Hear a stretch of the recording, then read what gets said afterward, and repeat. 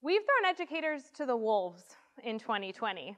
From a pandemic to stressors beyond our wildest dreams, with distracting backgrounds in our students' lives invading our virtual classroom. In my middle school classroom, I have seen students flopping around, falling out of their seats, and even snoozing on their laptop keyboards. And virtual learning has only intensified these behaviors. Therefore, I've had to put a large emphasis on discussing how to prepare our bodies for learning by choosing to actively sit. Do this with me. Plant your feet, roll your shoulders back, lift your chest, and feel your entire body activate. I want you to be as active in this experience as humanly possible. Since the global pandemic has entered our communities in full force, every educator has done what they do best. Educators have committed to thinking on their feet and developing learning opportunities no matter the hurdles ahead. Teachers continue to spend hours dissecting new technology tools and creating new routines to collaborate with colleagues, and yet, with all these tools and collaborations made available, most classroom instruction continues to be rooted in the dark ages. We can do better. Teachers are more than vessels to transfer information. Teachers are naturally innovative. Teachers love to inspire, and teachers are professionals at fostering deep thinking. We must stop putting teaching in a box filled with direct instructional approaches and instead shift instruction to form a mastery learning lens. Mastery learning is a self-paced approach that allows students personalized opportunities for feedback and the permission one needs to fully master an idea. Let's talk through an example. I grew up with 2 biological parents and 6 family friends who might as well have been blood related. These people attended every birthday party, dance recital, special education meeting, and first date I was ever a part of. Yes, I did say first date, but that's a story for another time. And yes, I did say special education, but I'll talk more about that here in a little bit. At our annual holiday party, the same trick using 2 corks was shown every year. Look around. If you have something close by where you're actively seated, pick up 2 objects similar in size to a marker cap.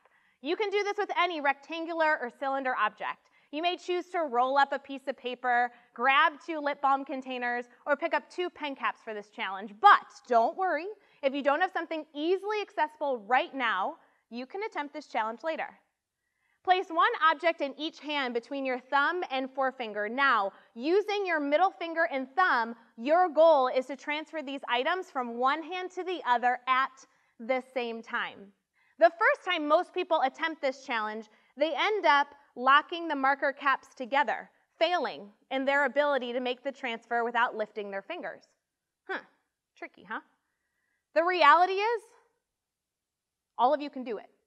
If I went step by step and showed you the correct placement, twisting your wrist ever so slightly and modeling the movement in front of you, each and every one of you would eventually be successful in this task. And then you, too, could share this at your next holiday party. But what if I was specific in the amount of time you had to learn or the number of tries you got in this experience? All right, class, step right up. You get 2 opportunities to get this right.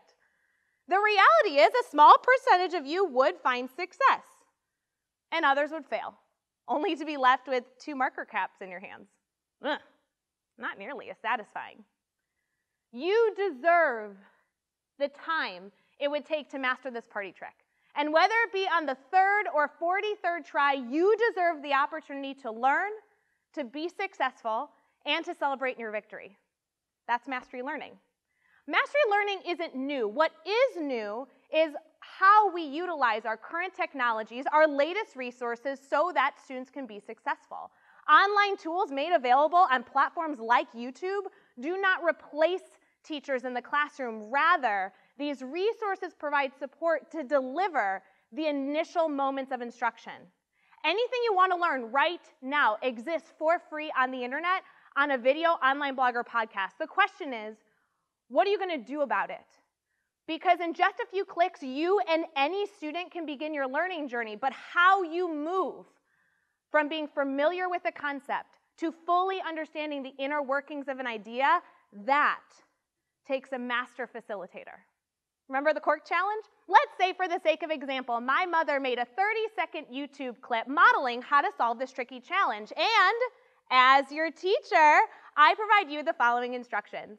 Either on your own or in a small group, crank up the volume and watch this YouTube clip to learn how to successfully master this challenge.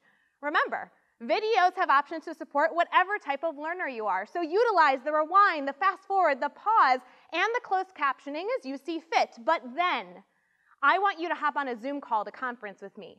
During our discussion, I'll not only ask you to demonstrate what you've learned, but take questions to foster discussion around this idea, because it's not only about the execution of the task.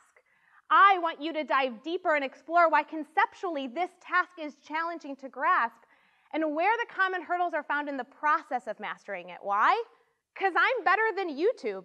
I can foster discussion. I can facilitate reflection. I can ensure learning is not only consumed, but experienced.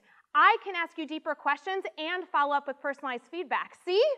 I don't need to lecture to the masses over and over while you sit quietly trying to keep up. I can instead utilize a platform filled with curated content to support you in forming a basic understanding of this idea, providing me, as your instructor, the freedom to converse with you as you dive deeper in your depth of knowledge. And I can grant you the support and personalized feedback you need to be successful every single time, because you deserve to learn, whether it take you 3 or 43 tries. That's mastery learning. Mastery learning would have honestly changed my life. When I was young, there were a lot of skills that took me 43 times or more to learn. Miss Davison, my second grade teacher, along with the support of my school's special education department, diagnosed me SLD, specific learning disability, in math, reading, and writing. What does that mean? Well, to me, it meant I was incapable of learning. It was my understanding that reading was the avenue to consuming knowledge. Therefore, if you can't read, you can't learn. I vividly remember being seated in a desk in middle school as my teacher asked me to get back to work, and I looked her in the eye and said, "I can't do this. I can't read what you've handed me." As I sat back in my chair in tears, blurred my vision. Actually, to lend some perspective, I think I'm the only 6th grade math teacher who's ever received a D in 6th grade math. In high school, I was told that I was not even college material and that Illinois State University was too far out of my reach. So, how did I go from being labeled not college-bound to teaching a class at ISU, earning a master's degree in education, and publishing 2 books not even a decade later? By demanding mastery learning opportunities. Even while writing this TED speech, I would type my ideas in a Google Doc because, by the way, I've totally mastered some epic typing skills after competing against my middle school students.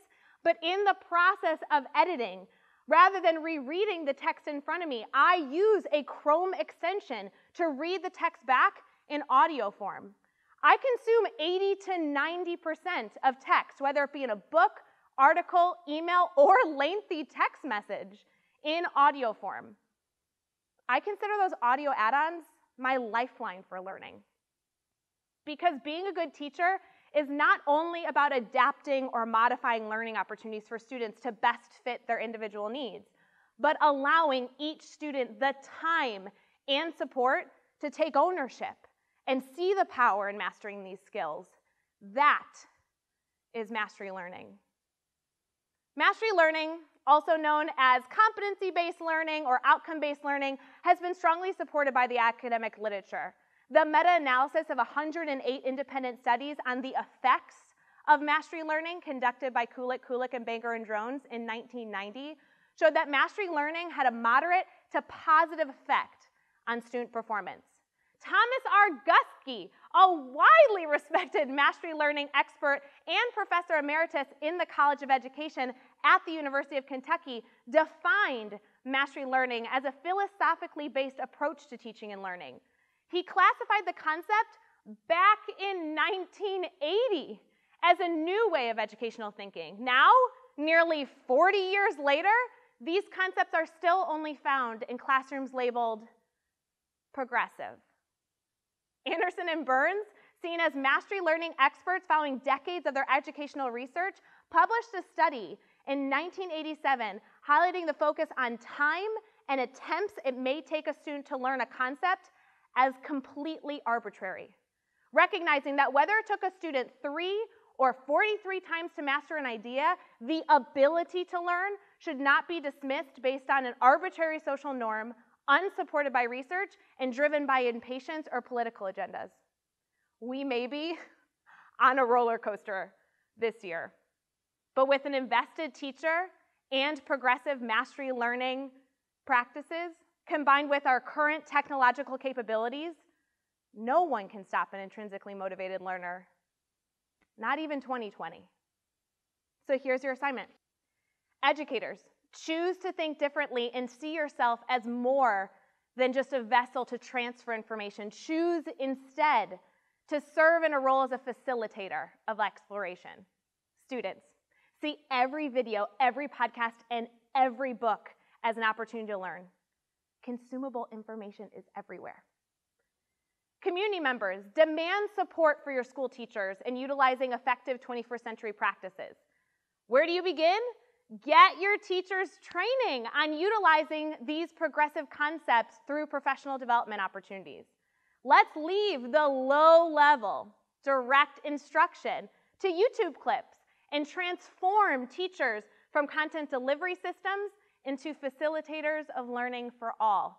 Because if we choose to make these shifts, both within ourselves and in partnership with those around us, our classrooms will not reflect an ancient way of thinking, and instead will support and inspire a mindset of problem solvers dedicated to constructing a world we cannot yet even imagine. Now, let's pick up those marker caps and let's try this again. Thank you.